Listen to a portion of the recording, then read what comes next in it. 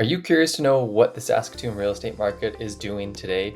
And it is going wild. I'm going to be uncovering and unpacking all of the nitty-gritty details of what's happening here in the Saskatoon real estate market. My name is Jack.Bouvier. I'm a realtor, investor focused here in Saskatoon, Saskatchewan, and I'm going to be going through what's happening in our market here today in Saskatoon. Are we experiencing a seller's market, a buyer's market? How are prices comparing to where it was last year? Are we growing? Are we at the peak of the market, or are we at the bottom?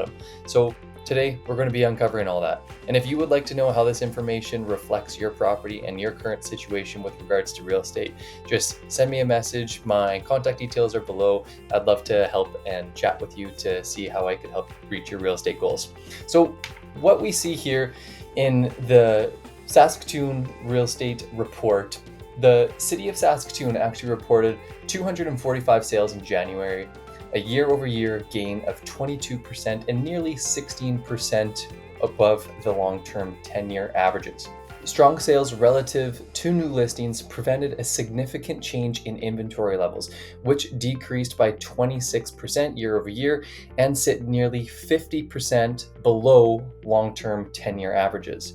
The city of Saskatoon reported a benchmark price of $372,800 in January, down from $374 in December and over 2% above January 2023. So what I get from this report is that our sales continue to increase even though we have tremendously low amounts of inventory, which is a recipe for increased housing prices and houses not sitting on the market for a longer period of time. So it's a very interesting market what we're experiencing, and the sales just continue to increase. And that is just with the result of the high amounts of demand we have with new people flocking to the city and a lot more sales that are happening. So we can see here in the sales that the year over year from January 2023 to January 2024 was actually upwards of 22%. And the 10-year average has actually increased by 15%. So that's pretty self-explanatory. As for the new listings, we are actually seeing a continual decrease. So there are more sales than there are actual new listings coming out every single month. So the sales continue to outpace the amount of listings, thus creating more competition for buyers and an increased amount of ability for the sellers to be able to sell their house at a potentially inflated price and a quicker selling time frame for them to actually sell their house. So it's making more of a seller's market that we're experiencing and more competitive for buyers. I've been seeing this on multiple offers and multiple properties where houses are selling above asking and in a matter of a couple days in order to sell their house. So the result of this is just as I explained, and I believe that this is happening because there are more buyers moving to the city. There are a lot more immigrants. Even though rates are coming down, it is helping buyers qualify for a higher amount. And the sellers think that they should be waiting to put their house on the market when rates drop so that values increase. However, the opposite is true. Buyers are actually coming more readily available on the market because rates are coming down and there's not many listings. So sellers should be reconsidering that idea and putting their house on the market, because now is a great time because there's lots of buyers available. With the right pricing and marketing strategy, it's a really good time to be able to sell. So we could see here in the new listings that as compared to last year of January 2023, we're down 12% compared to last year of the total listings on the market. And as for the 10-year average, we're actually 38.7% lower than the 10-year average for the total amount of listings. So as for the inventory, there are a total of 687 properties that are currently for sale as of the end of January. And we are on a decrease for that total amount of inventory. As we can see, there are increasingly more amounts of sales, and the number of new listings cannot keep up with the amount of sales. So we are on a downward trajectory for the amount of total inventory, which is not good for buyers. Sellers, it is good because if you do put your house on the market, you don't have as much to compete with. And as for the 10-year averages as well, it is also 48% lower than our 10-year trends. So now on to the months of supply. If we are at a months of supply of 4 or less, that means we are in a seller's market. If we are at anything above 4, we are in a buyer's market because there's more inventory than there are buyers. The opposite with the low amounts of inventory, more amount of buyers, we are in a seller's market. So we are at a current months of supply of 2.8, indicating we are in a seller's market. That is on a continual downwards trajectory, meaning we are going more and more into a seller's market as we approach the spring market. We are at a 39% decrease as compared to last year and a 57% decrease as compared to the 10-year trend. Here in Saskatoon, we are at a total benchmark price of $370,000 to $800,000. So that is actually 2% more than last year, and that is continually going up. Now, as we go over the monthly sales comparisons, we are seeing that in this January, we are going up. So the market is trending upwards as compared to last year. And I believe that is just going to continually go upwards from here.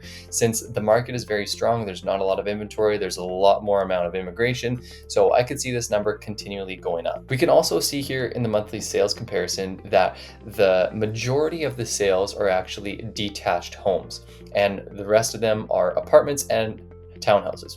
So breaking down the areas of which types of properties have been most transacted with. Number one being detached homes. There was 150 sales in the month of January of 2024. That is a 25% increase. There were 15 semi-detached houses, 150% increase. And there were 26 townhouses, 50 apartments, and a couple multifamilies, a couple mobile homes. So now on to the residential months of supply and price chart.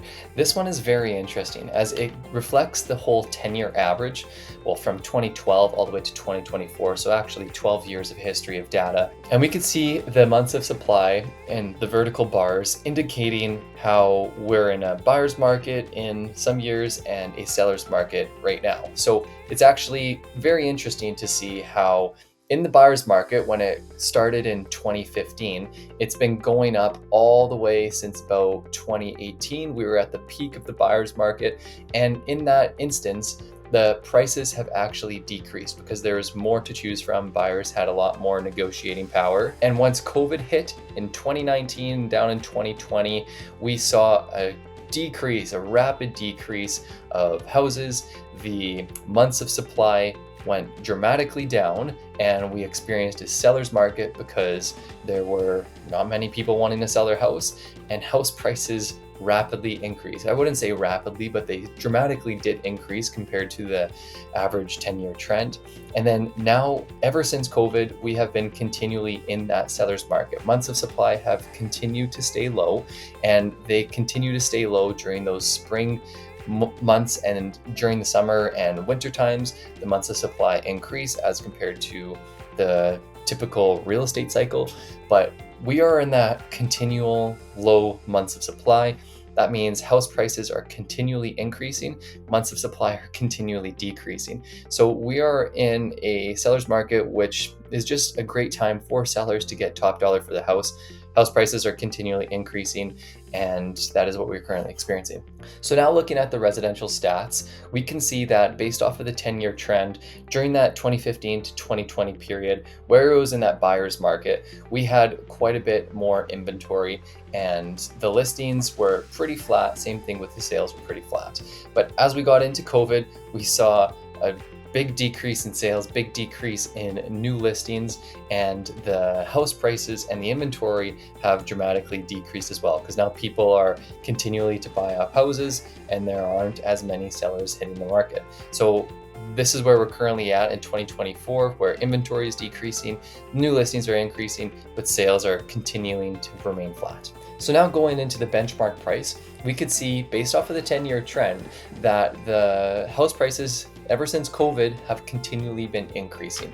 We are here in 2024. COVID hit about 2020, right when there was that big drop. Ever since then, there's been an increase in house prices in every single different category: apartment, detached houses, total residential, two-story townhouses, single story. Every category has been increasing. We saw a slight decrease in the end of 2022, but ever since then, we have been increasing, and I don't anticipate that to be slowing down anytime soon, at least for the near future.